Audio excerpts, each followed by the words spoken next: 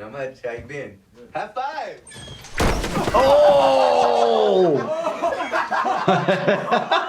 Going antiquing, lots of unique ways to high five, and all sorts of shenanigans featuring one of our favorite pro stuntmen, Bam Margera. What will he do next? Whatever the I want. Let's dive right in.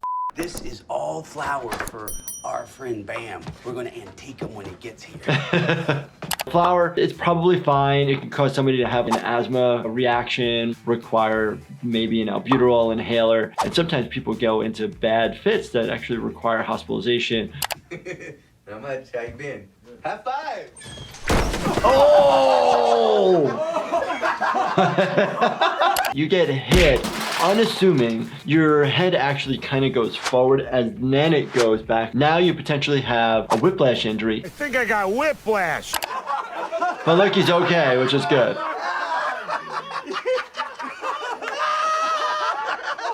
Perfect that there is a first aid kit right there. Remember, obviously these guys are trained professionals. There's medical staff on scene and it's a closed set. They're doing it under supervision. Oh, good morning, man. Oh, even worse, it's like first thing in the morning where you're trying to get your cup of coffee in and you're not even fully awake yet. And this is the brand, and it's gonna suck.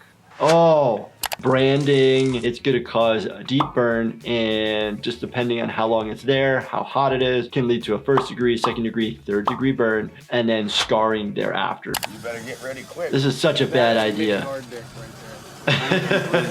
It's like a cookie cutter. That's what it looks like when you're trying to make cookies. Obviously, it's a phallic symbol.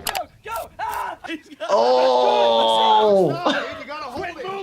Some people get keloids, which are basically scars that are so hyperactive that they leave big bubbles on the skin. I guess the biggest place we ever see this is livestock. And then sometimes people do this as like tattoos.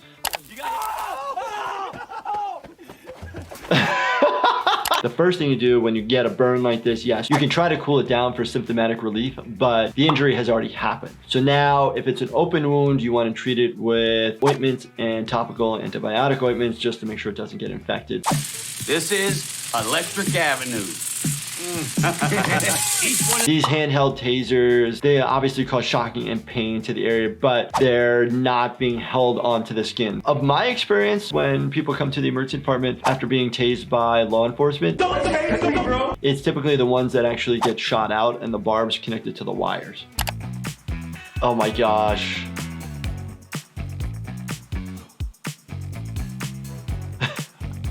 Go, go, go, quickly. They're getting some energy and pain to the area. The things you worry about are superficial burns and injuries to the skin. You can actually have muscle breakdown underneath, which then could lead to rhabdomyolysis and then kidney failure. It could potentially cause cardiac arrhythmias, which then can obviously mess with the heart.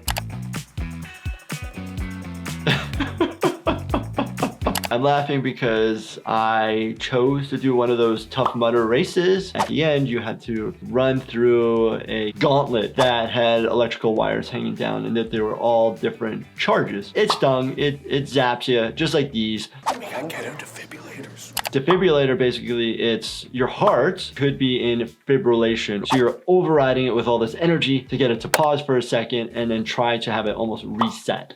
What are the ghetto defibrillators? What? So I love how they have like these weird handles. At the hospitals that I've worked at, I can think of maybe one that still has old school paddles. Where are those little heart paddle things that George Clooney uses? Typically, there's like pads that are one-time use that are sticky that just go directly onto the area. They got their short white coats. Most of the time in the United States, a short white coat means you are a medical student or a student in like pharmacy school or PA school. And then when you get the long white coat, that typically means that you have your license to practice medicine. Unless you go to the butcher. I don't know what degree they got. Oh geez. That made a noise more sounding like a taser. When we actually do defibrillation, it's actually one big pop of muscle contraction.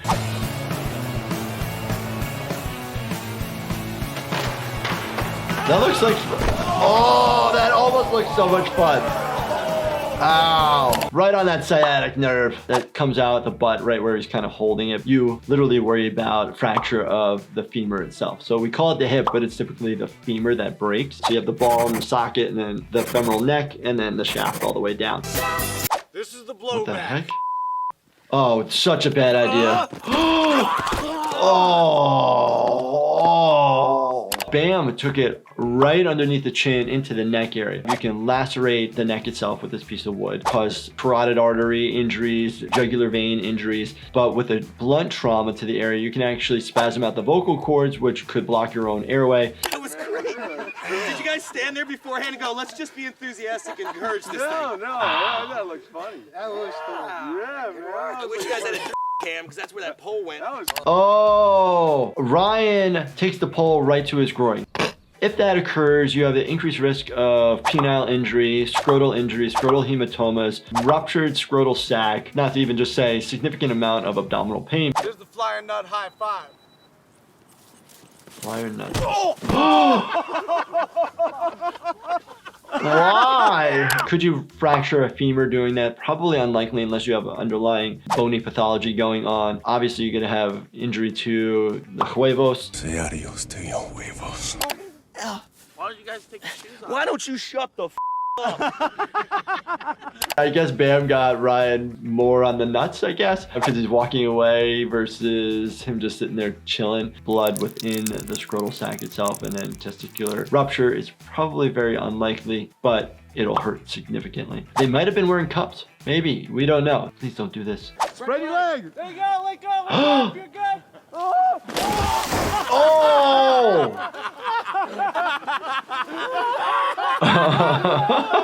Imagine that branch splinters off and punctures into the perineum, which is the space between the balls and the anus. I've seen people who have bad infections in that area. There's something called Fournier's gangrene, which occur in diabetics that can get bad infection in that area, cellulitis.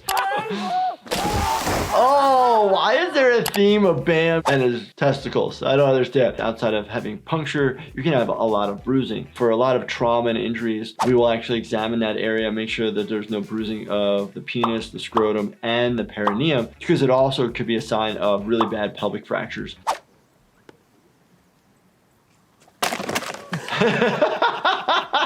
Falling back like that, you can definitely smack your head on the concrete. And when you actually smack your head on the concrete, people get lacerations. The trauma actually makes the tissue explode open. Sometimes it'll go all the way through, and we have to make sure that the gala is intact, with an overlying connective tissue that keeps everything together. Really good react. You know, it was really good to see Ryan in a bunch of these as well. This was awesome. It's always fun to react to Jackass clips. And if you guys enjoyed this, definitely check out this playlist right here. And as always, make sure you subscribe, turn your bell notifications on, and hit that like button for me.